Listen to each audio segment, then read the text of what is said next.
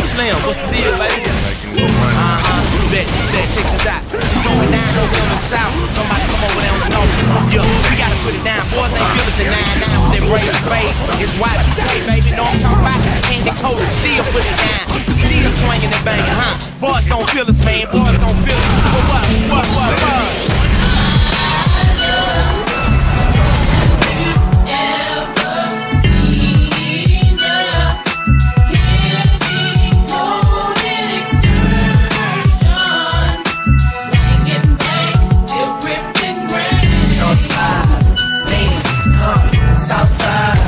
What?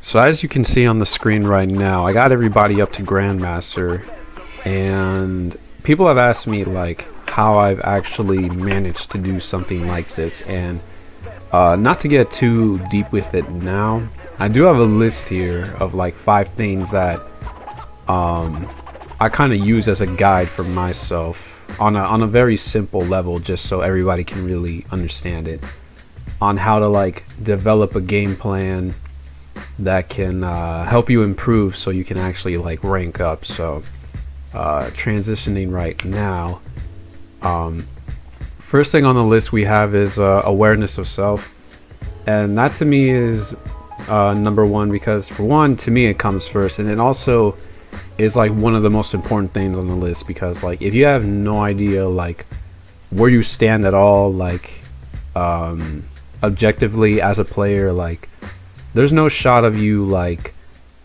going through the next few steps at the bottom, because like you need to be able to know where your gaps are, how you think, and how you feel emotionally when you play. Like these are all things that you need to understand about yourself, and all of it really does come down to is the root being you yourself as a player and a person. So get to really know like your own habits and game plan, and really understand why it's developed into that way, whether good or bad and stuff, and you know, assess like, you know, what you need to do to adjust things there. Excuse me.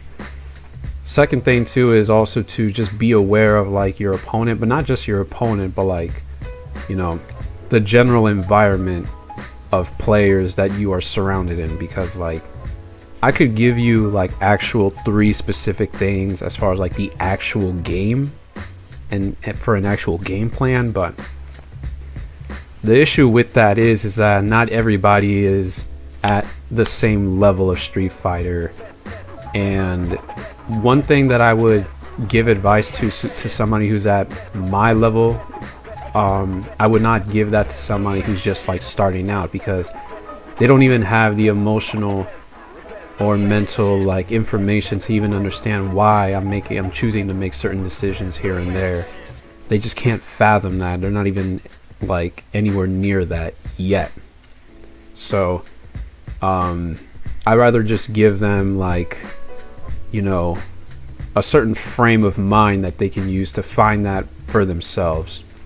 So have that for yourself, and be aware of like what are players currently doing around you at your level, because as far as like online goes, you're gonna play players that are either slightly worse or slightly better, or at, you know, your level. So it should be easy to find that. But know this too, I will say this, these players will share about 2/3 of the same qualities that you do. The other 1/3 is always going to be like things that are unique to them as a player and stuff, so that you will have to uncover as the match goes on and stuff. And then as soon as you assess these 2 things and stuff, and I should actually make the next one a 3rd step, being like create a game plan. But really, once you do have a game plan, which should be 3 honestly, you need to find stability, you know, within like that game plan too. So develop a game plan that's able to be I won't jump too far ahead and stuff, but all of these like intertwine pretty much and stuff. But you need to find stability, consistency, and flexibility. So stability meaning a game plan that, you know, is something that's grounded and stuff, something that doesn't crack open easily and can get the job done without falling apart too many times during the match and stuff. So, you know, you have a game plan to where like you can reliably like open up your opponent and stuff. You can reliably like, you know, defend well, anti-air well and stuff. Like that all comes from like, you know, whoever your characters are, what options they have, and you know how you use them as a player against the opponents that you are currently facing. 4 is consistency and stuff, so you need to be able to like execute these things like on a consistent basis. You don't have to win 100% of the time, because that is quite literally impossible unless you're a cheater or a bot. So the idea is to win more than you lose, obviously. So find a way to like do that, and that all should come naturally just by having a sturdy enough game plan, which is knit tight as it can be. But all this, once you do fall through with this and eventually like break through a certain skill wall that you have, you may find that you may need a bit of adjustment. And when I refer to flexibility, I actually mean the ability to make adjustments to your actual game plan and stuff, because if you have something that's a bit too stiff and sturdy, it'll actually snap in half a lot more easily, because you lack actual variability in the way you play. So you're able to be figured out a lot more often and stuff, and you'll find that it's harder to adapt to an opponent that can make adjustments faster and much better than you can. So flexibility is very important and stuff. And that's everything pretty much on a simple level, as far as like you being able to like move quickly and develop things. The actual work being put into it is actually a lot more easy said than done, because like once you reach at a certain point, you'll find that people, like the further up you move, people will follow these steps a lot. They're a lot more experienced, so they're able to execute these steps a lot more consistently, and they're able to adapt a lot more freely. So work at your own pace when it comes to these things, and that is the best advice I can give you guys in the most simplest terms, as far as like being able to develop as a player to be able to, you know, consistently win more and rank up. Now, talking specifically more about like ranked and stuff, as far as like actual Street Fighter ranked and stuff, the only thing I really have to say, if you're like, well, let's start first with ranks that are below like Master and stuff. You will always be at a surplus, even if you're at a deficit in win rate, so you lose more than you win. You will always like gain 50 and lose 40. So, and if you're in the ranks where you're still in a winning streak, like you don't have to rely on this too much and stuff, even though I would advise you to like develop this as early as possible, because later on and stuff like this right here does not exist. Alright, my fault for the interruption. Let me just start back from where I was starting. So in like the ranks before Master and stuff, you will always gain like 50 points, and you always lose like 40. So it really doesn't even matter if you lose more than you win, because you will always be at a surplus. And I believe the lowest win percentage you can have and still make it to Master rank is 40%, 44%, I believe.